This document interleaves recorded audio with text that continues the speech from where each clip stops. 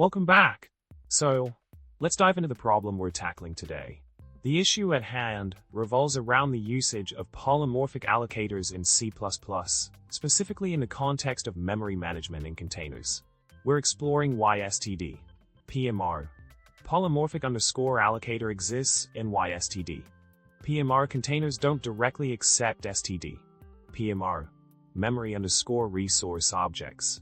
Now, let's delve into the solution provided. To understand the role of a polymorphic allocator, let's consider a scenario without it. When using a normal allocator with a custom buffer, you would embed the allocator directly into the type system, making it challenging to interchange containers of different types.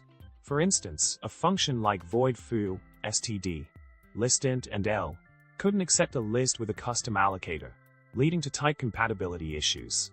The introduction of a polymorphic allocator solves this problem elegantly. By containing a pointer to an abstract memory resource, it provides flexibility in memory management. Consequently, functions like void foo, std, PMR, listInt and L can accept any list utilizing a polymorphic allocator, regardless of the specific memory resource employed. This allows seamless interchangeability among containers using different memory management strategies. Moving on with the solution, let's explore the practical implementation of a polymorphic allocator with the code snippet std. PMR. Monotonic buffer resource of std. PMR. Listin A and B. While there isn't a direct constructor accepting B, passing and B as a parameter is a viable workaround. This implicit conversion allows for effective utilization of custom memory resources within polymorphic allocators, enhancing the adaptability and extensibility of memory management in C++ containers. In summary, we've delved into the significance of polymorphic allocators in C++, understanding their pivotal role in enabling flexible and interchangeable memory management strategies within containers.